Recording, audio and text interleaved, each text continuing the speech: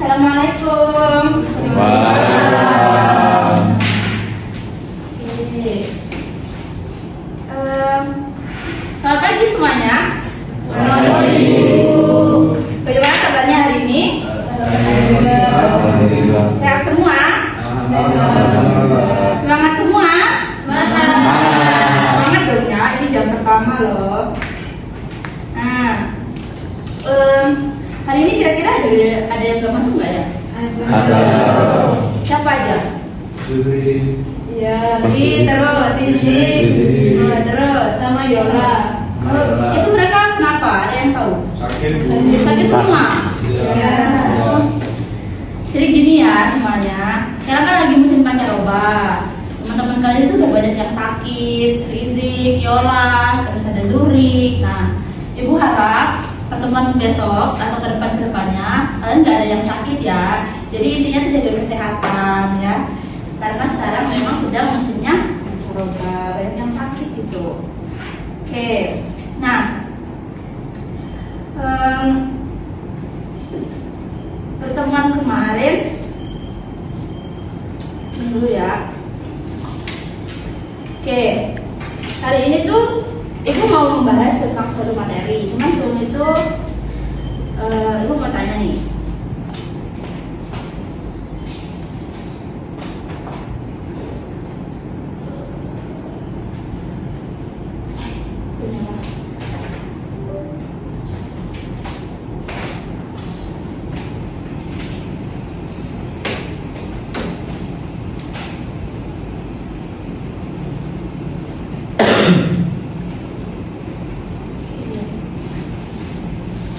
Hari ini semangat semua ya.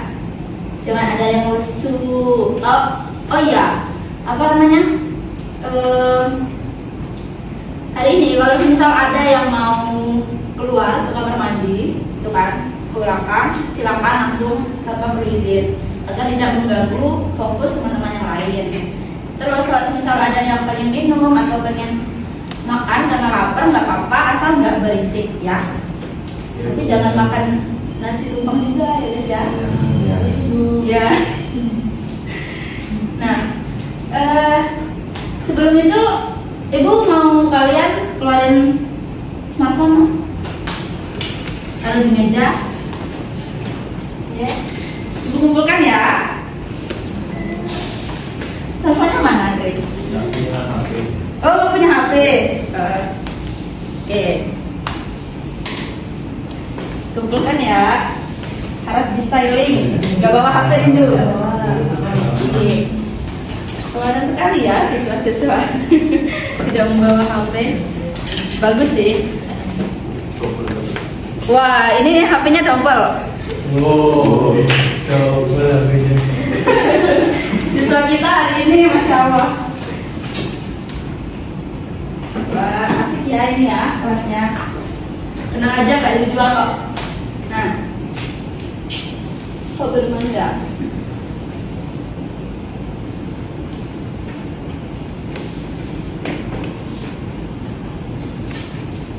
Sebentar ya.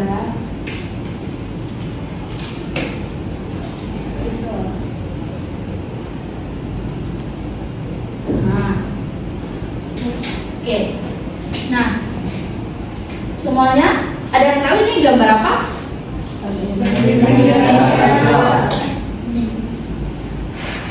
Oke, Bank Indonesia ya. Kalian tahu dari mana kalau ini Bank Indonesia? Logonya ya. Nah, ada yang tahu nggak kira-kira Bank Indonesia itu pusatnya di mana?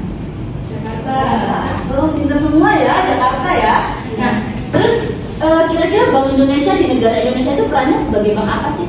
Bank Sentral. Nah, pinter. Nah, jadi topik kita hari ini itu tentang bank sentral ya semuanya. Di pertemuan kemarin, Ibu itu kan sudah menjelaskan tentang lembaga jasa keuangan, ya kan? Ada yang masih ingat apa itu lembaga jasa keuangan? Saya Ibu. Nah, silakan Asia. Jadi lembaga jasa keuangan adalah sebuah lembaga keuangan yang menghimpun dana dari masyarakat maupun individu untuk lembaga tersebut mendapat laba dari bagian hasil yang didapatkan saat pengumpulan dana tersebut.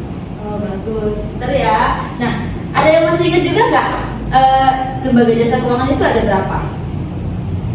Ada 2. Nah, apa itu Asia? Ini Asia semua nih yang ingat ini. Apa itu Ada Asia? lembaga non-bank dan juga lembaga bank. Nah, lembaga non bank dan lembaga bank. Nah, kemarin, oh ini, pinter ya Asia. Kemarin itu kan lembaga bank itu ibu sudah jelaskan ada 2 ya. Kemarin di peta konsep itu ibu sudah menjelaskan kalau lembaga keuangan itu ada 3 jenis. Lembaga keuangan bank ada 3 jenis. Ada bank umum, ada bank perkreditan, sama satu lagi sempat ibu singgung tapi udah dijelaskan dan akan kita bahas hari ini yaitu bank sentral. Nah,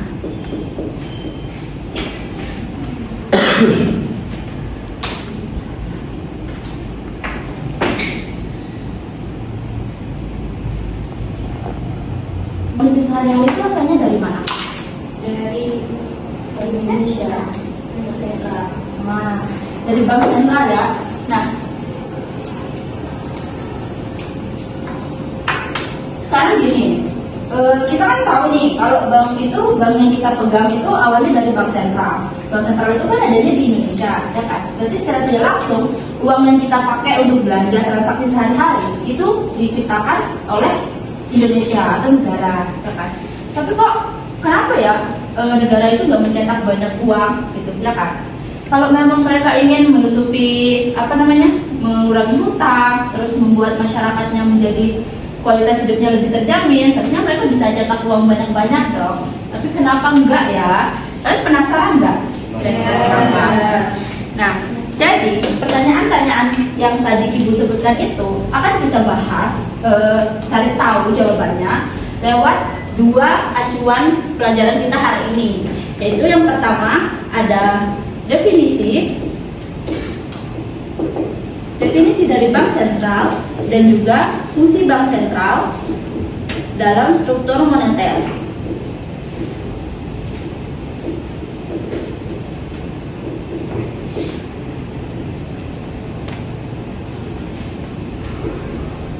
Oke. Tulisannya cukup jelas ya? Jelas. Oke.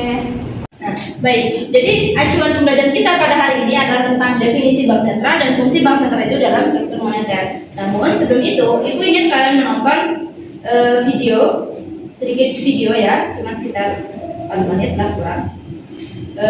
Cuman ini sepertinya ada trouble ya, ada masalah dengan proyektornya. Jadi untuk soundnya dari laptop ya. Kalau ada yang merasa kurang terdengar bisa agak maju, nggak apa-apa.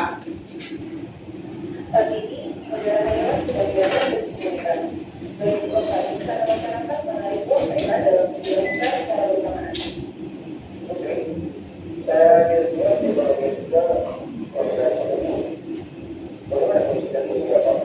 Betul Pak, dilakukan mata uang negara kita semakin melemah.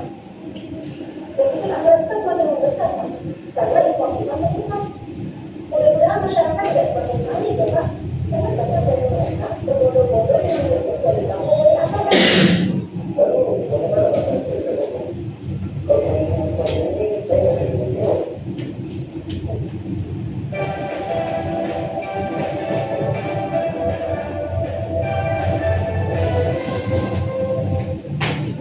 Teman-teman, perkenalkan nama kakak Kaiman. Sebelumnya kalian sudah mendengar pemberitaan Pak Presiden dan Bu Menteri kan? Nah, ternyata Bank Sentral memiliki peran penting ya. Siapa yang sudah tahu apa itu Bank Sentral? Setiap negara memiliki bank sentral. Nah, menurut kalian di Indonesia apa nama bank sentralnya ya? Ternyata di Indonesia yang dijadikan sebagai bank sentral adalah Bank Indonesia atau bisa dikatakan BI. Sebagai bank sentral di Indonesia, BI merupakan lembaga yang independen.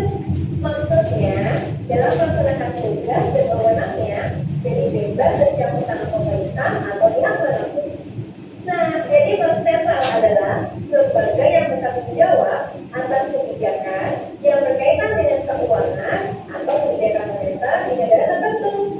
BI dapat diartikan sebagai lembaga yang bertanggung jawab untuk menstabilkan harga maupun nilai mata uang ya teman-teman. Karena kewenangan BI sendiri sudah tersebar baik di dalam maupun di luar negeri.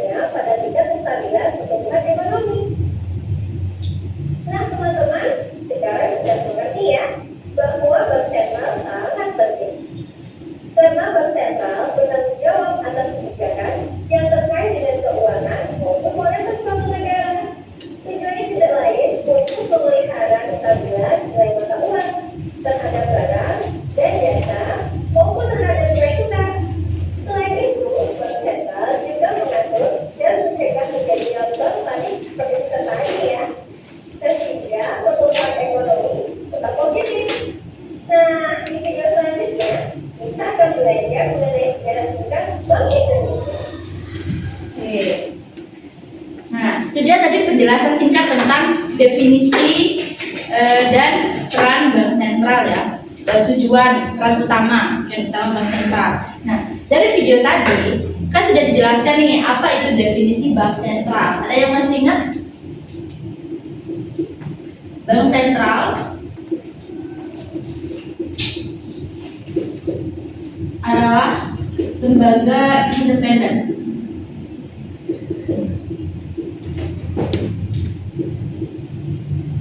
yang bertanggung jawab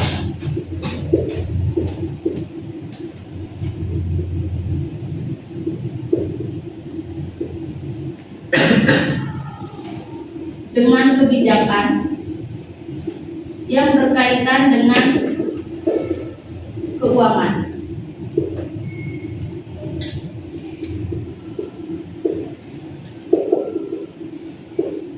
Keuangan atau kebijakan moneter.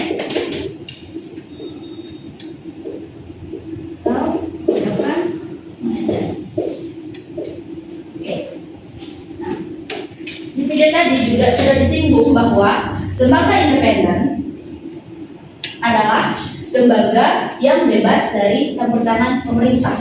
Nah, jadi yang dimaksud dengan lembaga independen itu lembaga yang berdiri sendiri tanpa adanya campur tangan pemerintah secara langsung. Berarti di sini bank sentral sebagai lembaga independen itu memiliki hak atau kebebasan dalam mengambil keputusan teknis seperti menentukan tingkat suku bunga atau mengatur jumlah uang yang beredar gitu. Jadi jika pemerintah itu mempengaruhi keputusan bank sentral dalam menentukan kebijakan moneter, bank sentral sendiri itu memiliki hak loh untuk menolak atau tidak mengikuti arahan tersebut. Karena tugas bank sentral sendiri karena data atau keputusan, karena kebijakan atau keputusan yang diambil oleh bank sentral itu semuanya mengacu pada data ekonomi, bukan data politik. Bukan kepentingan politik ya. Jadi contoh nih, misal pemerintah itu pengen suku bunga diturunkan, ya kan? Biar masyarakat itu mudah menarik uang dari bank. Nah, sehingga produksi kan jadi meningkat, ya kan? Pertumbuhan jadi terlihat lebih baik, gitu kan? Nah, hal itu sebenarnya bagus aja kalau dipandang dari sisi politik, ya kan? Karena seakan membantu calon atau kandidat presiden ini tuh ibaratnya menang gitu loh, menang pemilu. Tapi kalau bank sentral mengikuti secara langsung arahan tersebut tanpa menganalisisnya, maka apa yang terjadi itu akan menjadi tanggung jawab bank sentral ke depannya gitu. Jadi kalau semisal ke depannya justru malah menimbulkan inflasi, bukan pertumbuhan ekonomi, maka yang disalahkan di sini adalah bank sentral karena memang tanggung jawab mereka sebagai lembaga independen dan sebagai lembaga hak tunggal yang memiliki kekuasaan untuk mengelola kebijakan moneter di suatu negara. Jadi satu-satunya lembaga yang jadi itulah mengapa bank sentral itu dijadikan sebagai lembaga independen, yaitu lembaga yang berdiri sendiri tanpa adanya campur tangan langsung dari pemerintah. Tapi kata independen di sini bukan berarti dia nggak bekerja sama dengan pemerintah ya. Justru yang independen di sini itu maksudnya adalah hanya dalam pengambilan keputusan.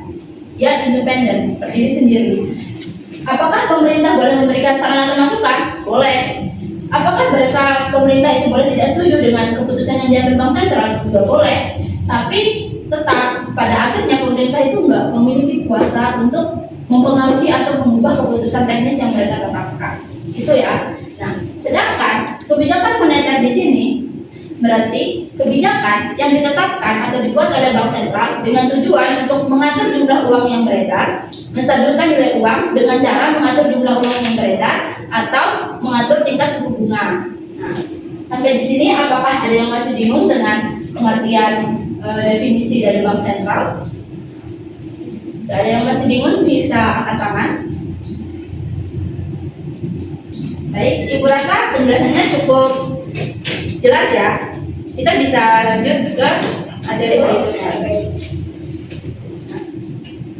Baik, apakah ada yang ingin mencatat atau sudah? Ibu rasa semuanya ini cukup jelas ya. Ibu hapus ya. Next. Nah, selanjutnya Ibu akan menjelaskan tentang fungsi bank sentral dalam struktur moneter. Nah, ini maksud dengan fungsi bank sentral dalam struktur moneter itu adalah peran berkaitan tentang bagaimana sih peran atau upaya yang dilakukan oleh bank sentral itu sendiri dalam menjaga stabilitas moneter suatu negara. Ya, seperti tadi bisa dilakukan dengan mengatur jumlah uang yang beredar, menentukan tingkat suku bunga, kemudian bisa juga dengan memastikan sistem pembayaran dan kegiatan ekonomi itu berjalan lancar. Ya. Nah, fungsi bank sentral dalam struktur moneter itu sendiri umumnya ada 3 ya. Yang pertama itu sebagai bank sirkulasi.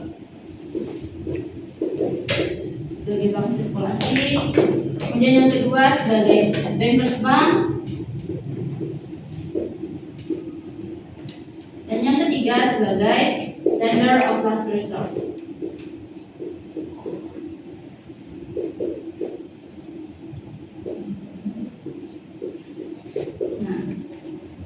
Oke, yang dimaksud dengan peran Bank Sentral atau Bank Indonesia sebagai bank sirkulasi adalah sebagai pemegang hak tunggal dalam mencetak dan mengedarkan uang.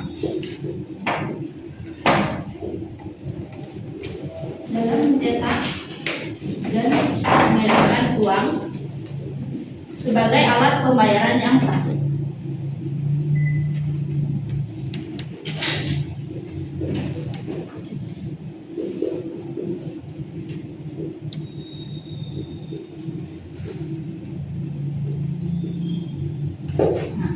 Sedangkan peran sebagai bankers bank itu ibaratnya sebagai induknya bank. Jadi salah satu sumber dana bagi bank-bank umum atau bukan umum saja ya, jadi bank-bank lainnya. Sumber dana bagi bank-bank lainnya. Jadi istilah singkatnya ya ibaratkan induk dari semua bank yang ada ya, kayak Mandiri, BRI, itu semua sumber dananya itu berasal dari bank sentral bagi bank lain. Kemudian sebagai lender of last resort, yaitu sebagai pemberi pinjaman terakhir.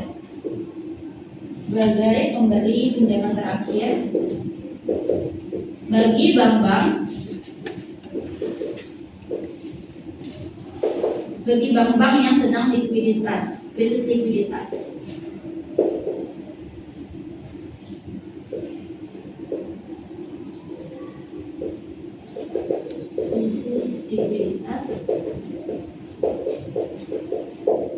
Melalui fasilitas kredit likuiditas darurat. Itu singkatnya aja ya.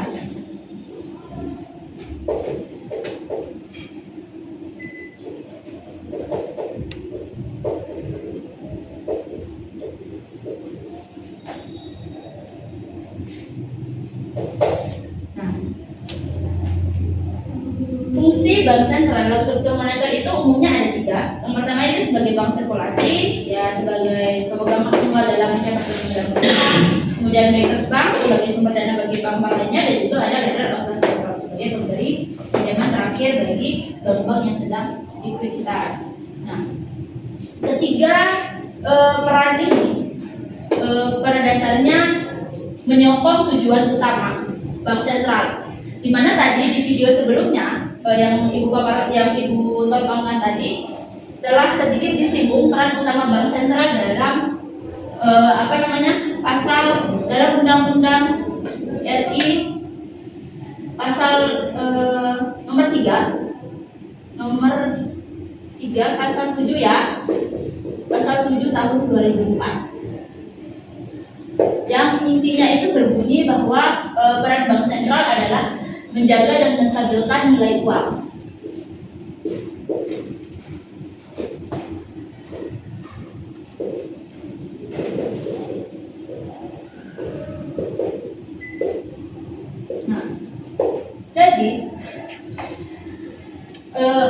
ketiga peran bank sentral dan struktur moneter ini tidak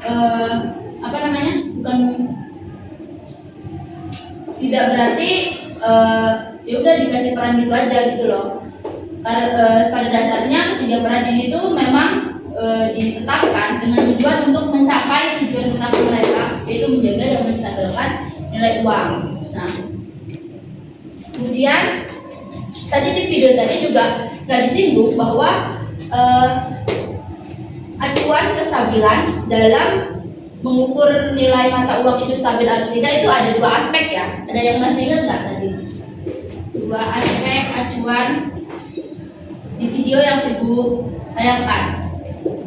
Dua aspek acuan stabilitas nilai uang. Oke.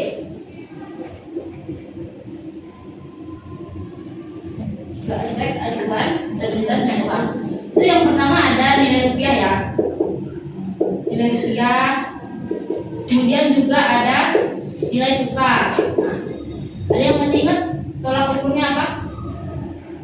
Nilai rupiah? Apa dulu? Ekspor dan impor. Bagus. Kalau ekspornya tinggi maka salah. Sebentar. Maaf. Bukan itu ya. Ada yang mau jawab? Bukan itu ya. Jadi ekspor dan impor itu nilai tukar ya. Nilai tukar. Kalau nilai rupiah acuannya Inflasi. bagus. Kita Cindy. Nah, nilai rupiah itu acuannya inflasi ya. Jadi kalau inflasi itu tinggi maka nilai rupiahnya itu Rendah. ya NR-nya rendah. Itu pun sebaliknya, inflasi rendah, NR-nya nilai rupiahnya tinggi. Nah, kemudian nilai tukar itu tadi acuannya yang dibilang Rindu adalah ekspor dan impor. Ekspor dan impor. Kalau ekspor tinggi ya berarti nilai tukar kita tinggi. Kalau ekspornya rendah, maka nilai tukar kita rendah. Nilai tukar. Sebenarnya lebih tepatnya ini ya, kurs ya. Jadi kurs itu kan patokannya ekspor dan impor. Tapi bukan berarti jawaban Rindu itu sepenuhnya salah. Memang benar. Acuannya itu ekspor impor yang akan menentukan nilai kurs. Jadi kalau kurs kita tinggi itu berasal dari ekspor yang tinggi, dan kalau ekspor kita rendah itu berarti kurs kita rendah. Nah, tinggi dan rendahnya kurs itu akan menyebabkan nilai tukar kita menguat dan melemah. Oke. Ya, sampai di sini tentang fungsi dalam struktur moneter. Apakah ada yang kurang jelas? Ada yang ingin ditanyakan? Jelas Bu. Oke. Baik. Kalau memang sudah cukup jelas, sepertinya Ibu akan melanjutkan dengan sedikit kuis ya. Sedikit kuis. Ibu rasa bisa sebagai tolak ukur melihat bagaimana sih pemahaman kalian tentang materi yang sudah dijelaskan. Ini Bu hapus ya? Iya. Jika sudah dirasa cukup jelas. Oke.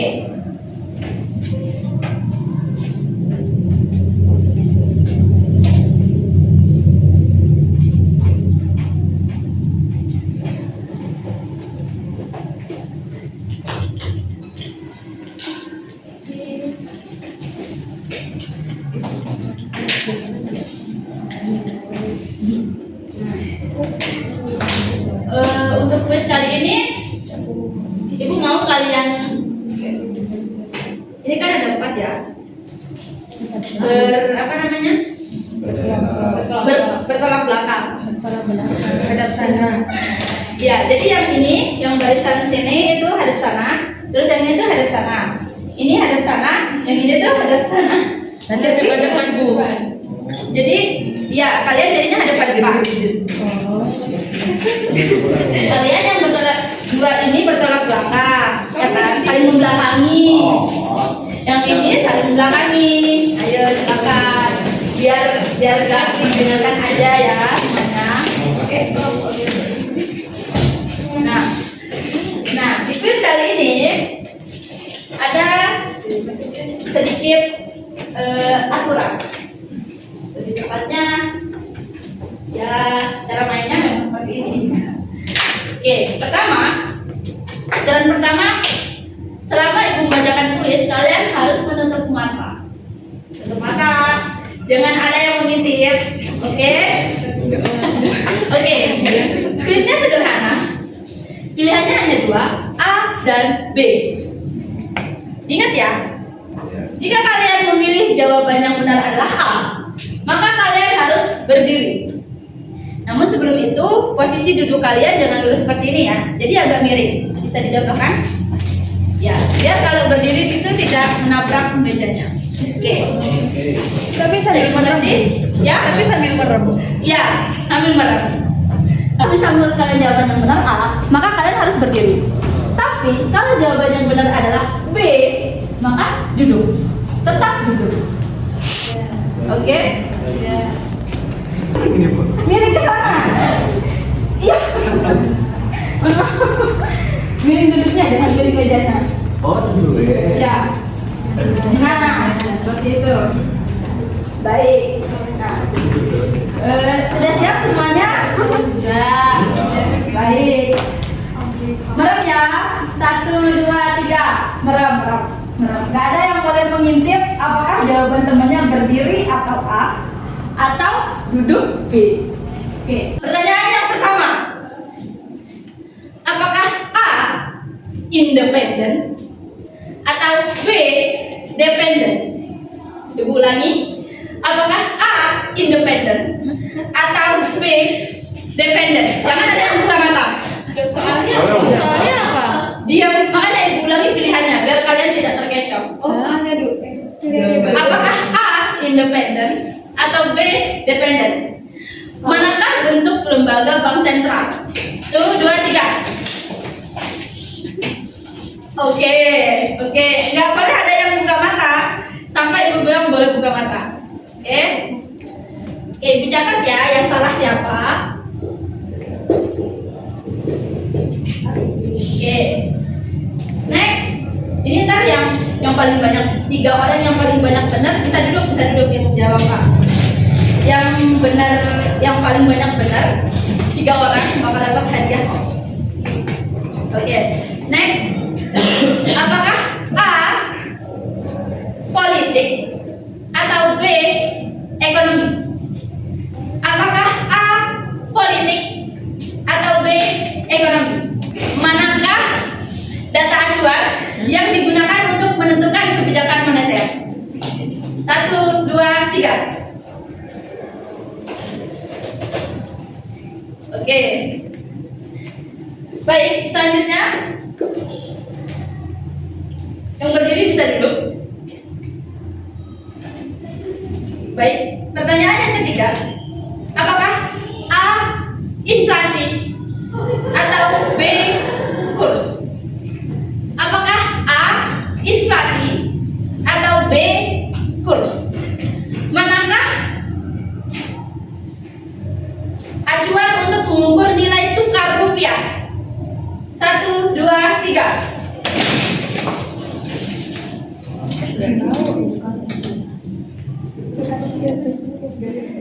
Oke, gue tulis dulu ya.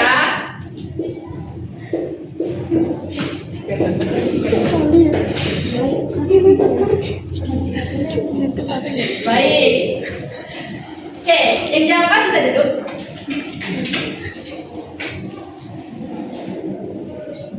Pertanyaan nomor 4. Ami, jangan mengintip ya. Ya. Apakah A sumber dana bank atau B pemberi pinjaman terakhir?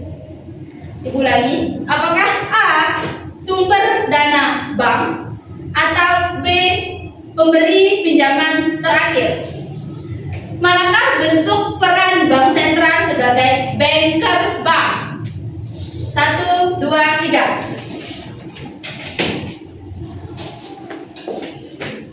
Oke, Ibu catat ya.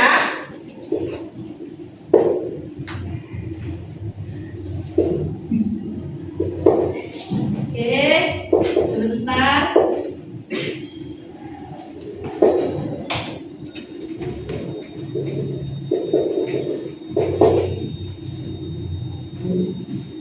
Oh.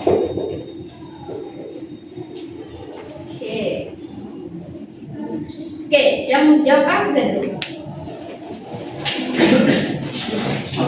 Baik, pertanyaan kelima. Apakah A.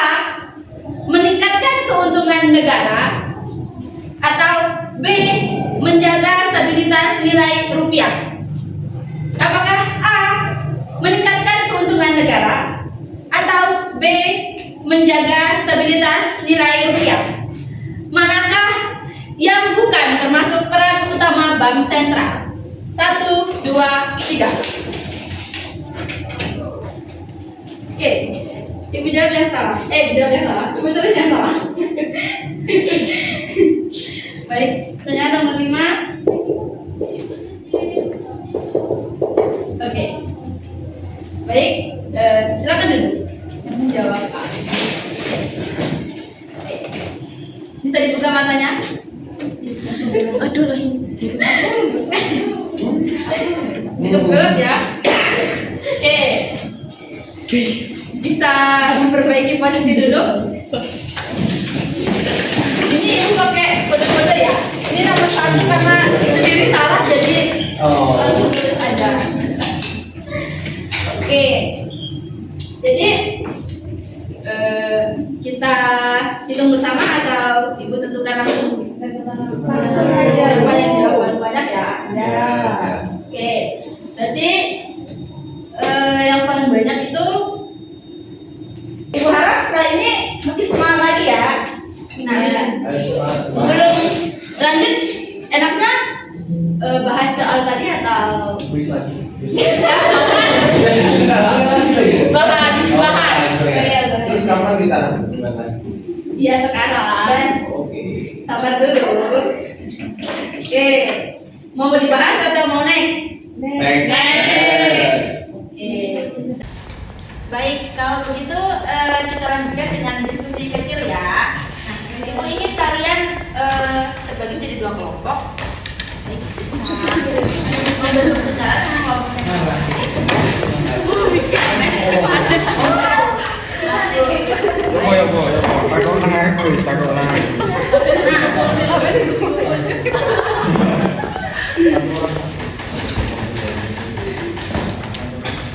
tolong disimak dulu ya. Nah, topik diskusi kali ini adalah tentang bank sentral.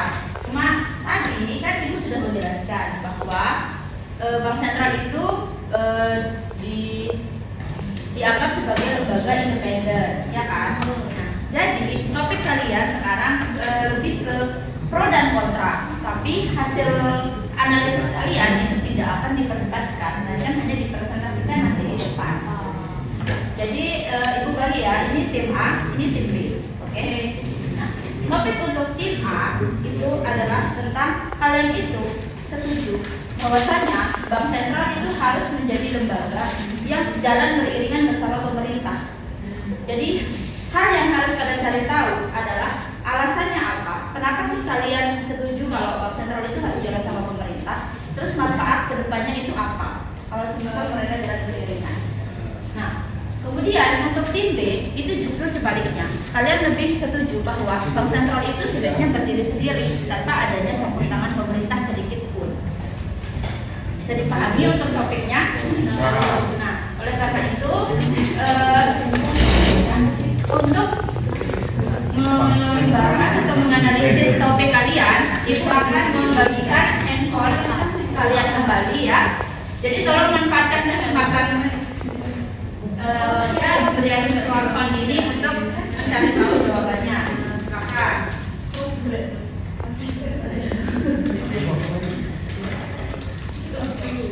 Ini punya Yola ya. Yang punya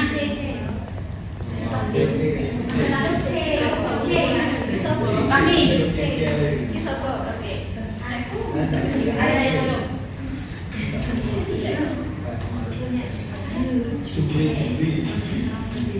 waktu sekitar 7 menit cukup.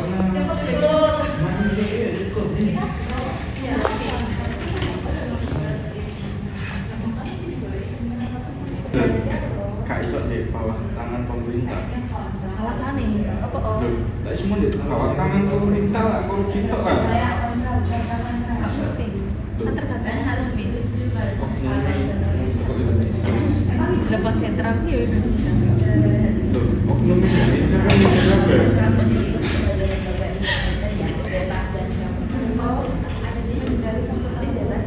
Nah,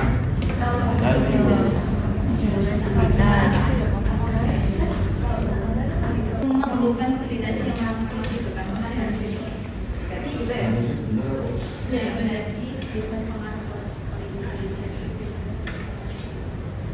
Aku foto-foto.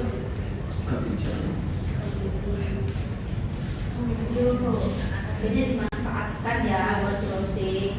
browsing Buat aneh-aneh. browsing.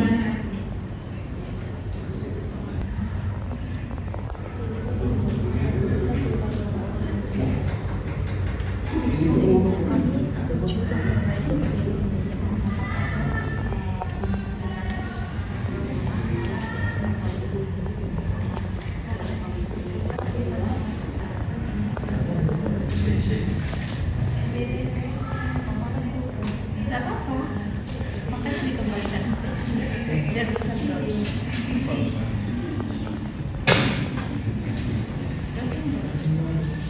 Orang kecil aja katanya pengen kontrak karena menurut mereka Pak Gubernur lebih setuju kalau saya yang lebih berjalan.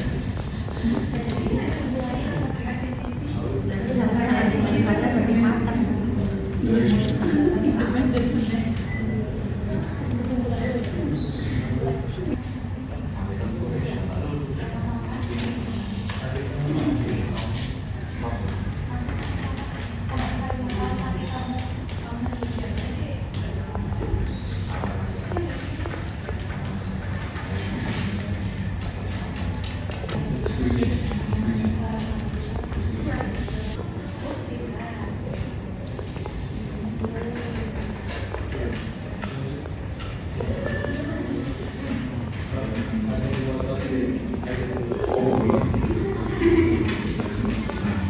Sudah selesai ini? Sudah.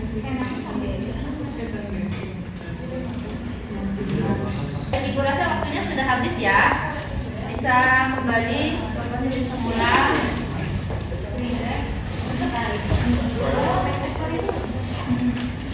Jadi bisa kembali tim B. Perwakilan tim A siapa? Oke, bisa maju Asia. Perwakilan tim B, Andre.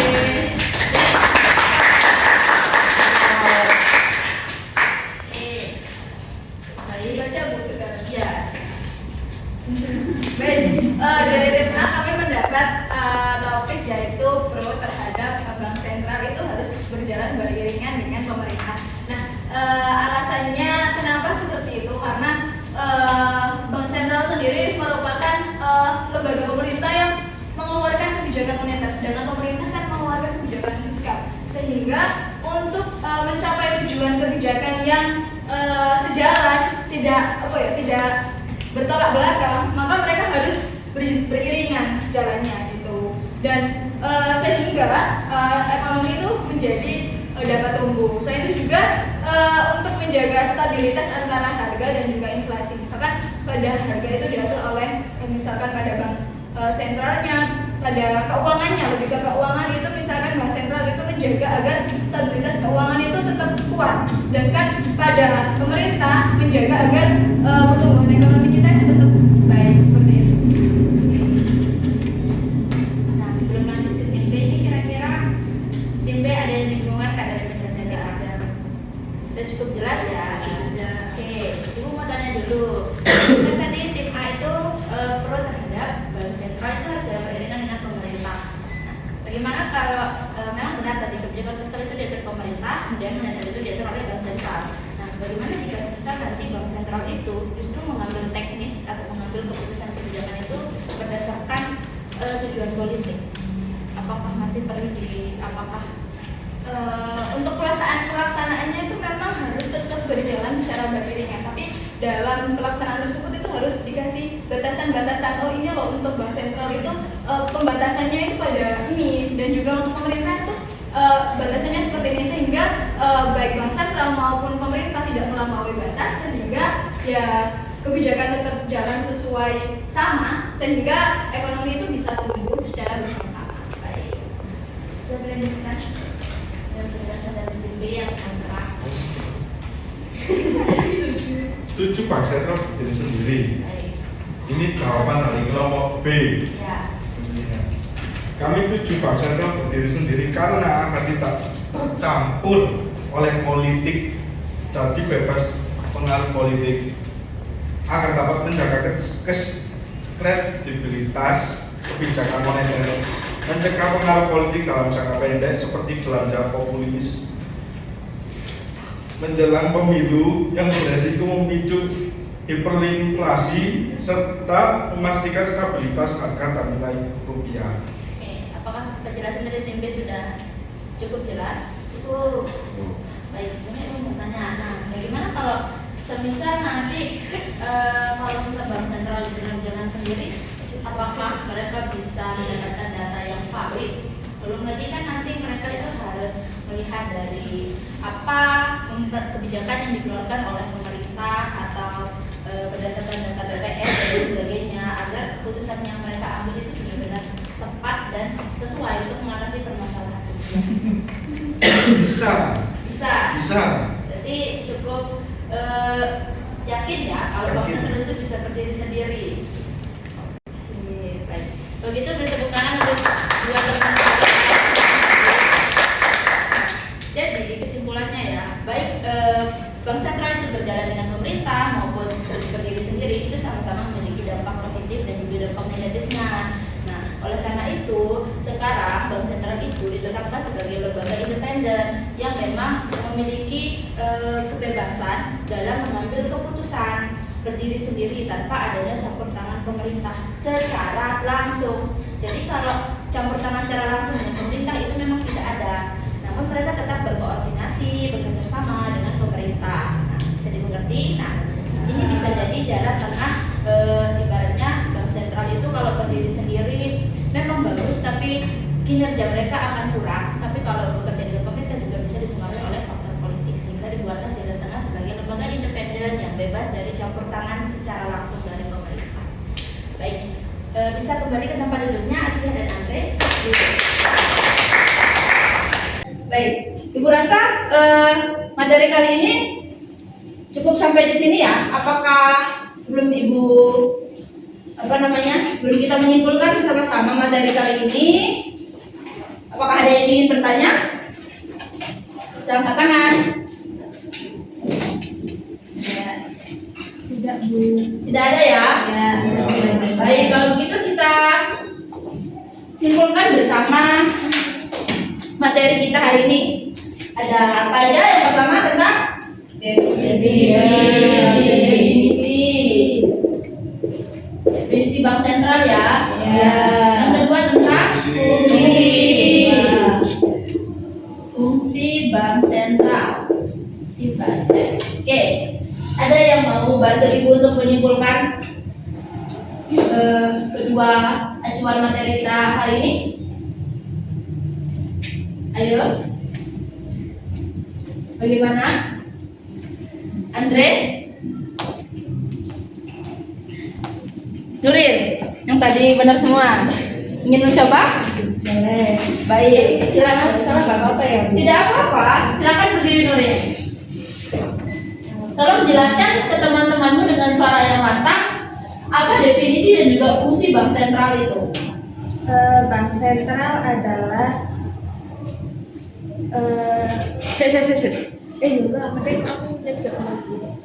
Oh, nyari lembaga independen yang dimasuknya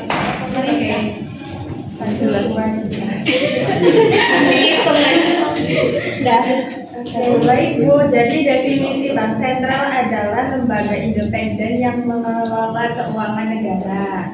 Fungsinya ada 3, Bankers Bank, terus lender of last resort. Terus yang satunya yaitu sudah tadi checkers. Yang menyebarkan, mencetak dan menyebarkan uang. Istilahnya apa?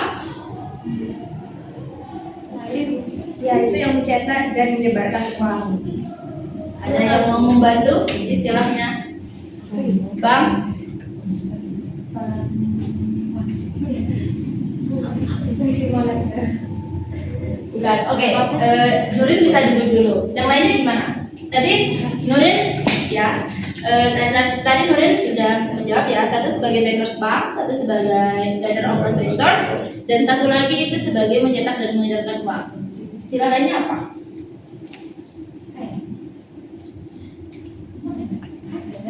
Tadi nomor 1. Yang Sebagai bank sirkulasi. Oh iya. Sirkulasi terus diingat ya. Iya. Ini poinnya penting loh. Bank sirkulasi, terus bankers bank, dan lender of last resort. Nah, bank sirkulasi ya sebagai lembaga yang menyebarkan uang, mencetak dan menyebarkan uang. betul, kasih plus teman-teman. Cetak dan menyebarkan. Kalau yang bankers bank, Induk dari semua bank. Hidupnya bank. induk bank, jadi sumber dana dari bank Sentral. bagus. Induk bank berperan sebagai pemberi sumber dana ya Ya. bagi bank lain. Nah, next ada lender of last resort. Fokusnya sebagai Pinjaman terakhir. ya memberi bantuan atau pinjaman.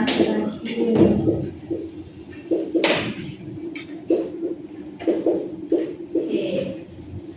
Apakah setiap saat memberikan bantuan atau pinjaman? Tidak. Pada kondisi ketika Mau bantu. krisis. Siapa yang menjawab tadi? Saya. Bagus. Tepuk tangan. Pintar-pintar semua ya ini. Krisis likuiditas ya. Nah, sedangkan definisi tadi lembaga independen yang bertanggung jawab yang mengatur kebijakan keuangan.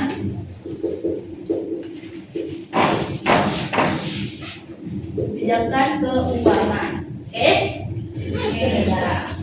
Baik. Oke, mungkin jika ada yang ingin mencatat silakan dicatat ya. Karena Sudah ini. karena materi ini akan ibu singgung lagi di pertemuan selanjutnya. Baik. Baik. Ibu rasa sekian pertemuan kita hari ini. Kurang lebihnya ibu mohon maaf. Wassalamualaikum warahmatullahi wabarakatuh. Waalaikumsalam warahmatullahi wabarakatuh.